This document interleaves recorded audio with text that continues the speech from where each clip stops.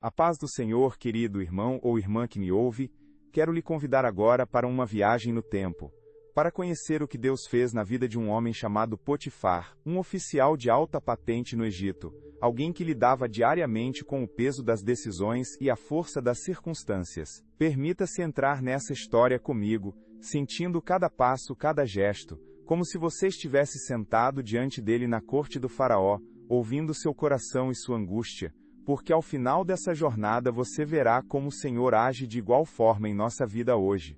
Potifar não era apenas um personagem distante num livro antigo. Ele era um homem real, com sonhos, medos e uma responsabilidade esmagadora sobre os ombros. E a forma como Deus o guiou traz uma luz preciosa para quem vive atormentado pela culpa de ter tomado uma decisão drástica, como pedir demissão sem ter outra porta aberta, sem saber para onde correr. Voltemos um pouco mais de 3.000 anos, num tempo de palácios grandiosos e servos apressados, num país que se gabava de sua riqueza e do poder de seu faraó. Potifar era alto oficial, chamado na língua egípcia de capitão da guarda, responsável pela segurança pessoal do soberano e pela guarda real. Ele vivia em Mênfis, ou talvez em Tebas, cercado de luxo, mas também de intrigas e tramóias de bastidores. Nesse cenário, surgia um povo estrangeiro, os israelitas, que chegara ao Egito por causa de uma fome severa na terra de Canaã. Entre eles estava José, ex-escravo que despertava admiração por sua conduta íntegra. É nesse entrelaçar de culturas e de corações que Deus escreveu um capítulo surpreendente na vida de Potifar, um homem que nunca havia ouvido o nome do Deus de Israel, mas que seria tocado por sua soberania. Quando José chegou à casa de Potifar, depois de ter sido vendido por seus irmãos, ele entrou como escravo, mas chamou a atenção do oficial por sua dedicação e sabedoria. Potifar percebeu que havia algo de incomum naquele jovem. Seu olhar sereno, sua disciplina no trabalho, a forma como cuidava de cada detalhe das tarefas, da administração dos recursos e das propriedades. Com o tempo, Potifar o colocou como encarregado de toda a sua casa, confiando-lhe não apenas a guarda, mas todo o seu patrimônio. Imagine o governo de um homem acostumado a vigiar corredores de pedras receosos, de repente entregando as chaves de seus tesouros a outro. Foi um ato de confiança surpreendente. Mesmo assim, a esposa de Potifar, em meio àquele ambiente de luxo e de poder, sentia-se negligenciada, e lançou sobre José uma cobiça ardente. Ele resistiu, fugiu da tentação. Mas a mulher descontente recorreu a mentiras para livrar-se da culpa de seu próprio desejo. A mentira se espalhou pelos corredores do palácio como uma sombra leve mas mortal. Potifar, ao ouvir a acusação de sua mulher, não escondeu seu tormento. Ele confiara em José, aprendera a admirar sua retidão, mas era pressionado pelo próprio lar, pela honra de seu nome e pelas expectativas da corte. Num ato de decisão, sem buscar mais informações, ele mandou prender José, e o lançou na prisão. Foi uma escolha dolorosa, movida pela pressão do tempo, pela urgência de preservar sua autoridade, e pela insegurança de um homem acostumado a controlar cada respiro de sua guarda.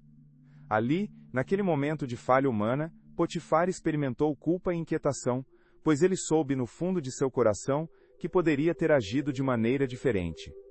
No entanto, ao entregar José às masmorras, acabou sendo um instrumento nas mãos de Deus, para preparar aquele caminho que posteriormente salvaria uma nação da fome. Hoje talvez você carregue em seu peito a angústia de ter pedido demissão sem ter a garantia de um novo trabalho, a culpa apertando seu coração como as correntes que amarravam José na prisão. Assim como Potifar se viu pressionado pela tirania do tempo e pelo medo de perder prestígio, você pode ter cedido à urgência de mudar de rumo sem ver além do próximo passo. Acontece que, no meio dessa correria, surgem vozes acusadoras, lembrando os momentos em que não tivemos cautela, nos cobrando por cada conta atrasada, por cada incerteza do amanhã. E a culpa, meu irmão, minha irmã, torna-se um peso que rouba o sono e impede de ouvir a voz suave daquele que nos chama para a paz, para a quietude da confiança em seus propósitos. Mas o que podemos aprender com Potifar?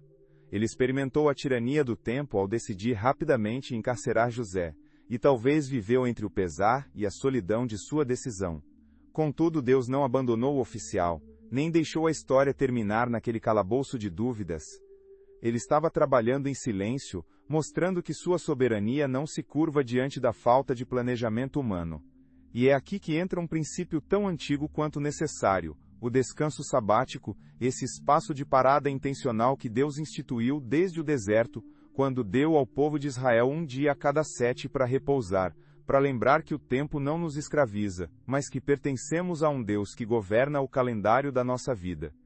Ao optar pelo descanso sabático como protesto contra a tirania do tempo, você dá um passo de fé. É como se dissesse: Senhor, eu me rendo às tuas mãos, aceito o limite de meu esforço, aceito parar, esperar e confiar. É um gesto concreto que interrompe a expectativa coletiva de que estamos sempre disponíveis, sempre produzindo, sempre ocupados. Você pode reservar um dia ou um período na sua semana para se afastar do celular, do projeto, da ansiedade e dedicar-se ao repouso, à leitura da palavra, à oração e à contemplação da presença divina. Nesse instante, você declara que o seu valor não está no resultado imediato, mas na filiação ao Pai, que sustenta o universo e conhece cada detalhe da sua caminhada. Nesse contexto, há uma promessa viva que ecoa nas Escrituras e alcança o coração atribulado. O livro de Romanos, capítulo 8, versículo 28, nos assegura que todas as coisas cooperam para o bem daqueles que amam a Deus, e são chamados segundo o seu propósito. Essa garantia não nasce de nossa habilidade de planejar cada movimento, mas do caráter fiel daquele que faz o sol brilhar e a lua cumprir seu ciclo. Mesmo quando sentimos a culpa, Ele pode usar cada pedaço quebrado de nossa história para nos aperfeiçoar, para nos colocar no lugar certo, na hora certa. Aceitar o descanso sabático é reconhecer que a solução não virá do meu esforço desenfreado, mas de uma presença que ordena as estrelas e fala de forma pessoal a cada um de nós. A resposta não está apenas nas minhas habilidades ou na minha capacidade de buscar outra ocupação imediatamente, mas em confiar naquele Deus que foi tão diligente em levantar pessoas para servir a seus propósitos, até mesmo quando tudo parecia perdido. Ele agiu com Potifar e com José, e continua agindo hoje em sua vida, abrindo portas que jamais imaginaríamos, fazendo brotar esperança onde havia culpa, enxugando lágrimas e acendendo um farol no meio do mar revolto da incerteza. Querido amigo, querida amiga, Deus não se cansa de lhe dar novas chances. Ele quer que você aprenda a celebrar o repouso sabático, como um ato de fé e de protesto contra a tirania do tempo e da culpa. Reconheça que, ao parar, você não está desistindo, mas declarando que pertence a alguém que governa sobre o caos e que cuida de cada detalhe do seu amanhã. Ele continua a agir hoje, assim como agiu na vida de Potifar, restaurando corações, libertando consciências e direcionando passos. Voltemos um pouco mais de 3.000 anos, num tempo de palácios grandiosos e servos apressados, num país que se gabava de sua riqueza e do poder de seu faraó. Potifar era alto oficial, chamado na língua egípcia de capitão da guarda, responsável pela segurança pessoal do soberano e pela guarda real. Ele vivia em Mênfis, ou talvez em Tebas, cercado de luxo, mas também de intrigas e tramóias de bastidores. Nesse cenário, surgia um povo estrangeiro, os israelitas, que chegara ao Egito por causa de uma fome severa na terra de Canaã. Entre eles estava José, ex-escravo que despertava admiração por sua conduta íntegra. É nesse entrelaçar de culturas e de corações que Deus escreveu um capítulo surpreendente na vida de Potifar. Um homem que nunca havia ouvido o nome do Deus de Israel, mas que seria tocado por sua soberania. Vamos orar. Pai querido, nós te louvamos, porque o Senhor é soberano sobre os dias e as horas.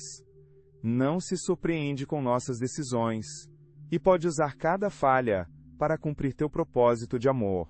Eu peço em favor de quem está me ouvindo agora, que a culpa pela demissão sem garantia de emprego seja lavada pelo teu perdão e substituída pela confiança em teus planos. Senhor, conceda o dom do descanso sabático a cada coração cansado, para que ele seja um tempo de protesto contra o ritmo desenfreado, um tempo de reencontro com o teu descanso, e um gesto de fé em tua provisão. Renova sonhos, cura feridas, abre portas que ninguém pode fechar, transforma a ansiedade em espera em paz e faz brotar vida nova.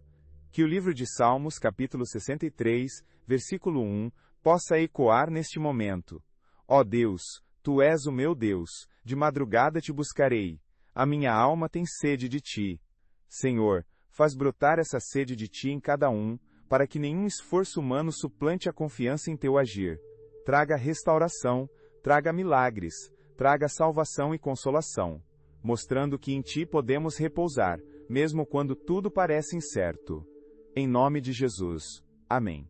Se essa palavra falou ao seu coração, inscreva-se no canal, deixe seu like e compartilhe com outras pessoas que precisam ouvir essa mensagem de descanso e esperança.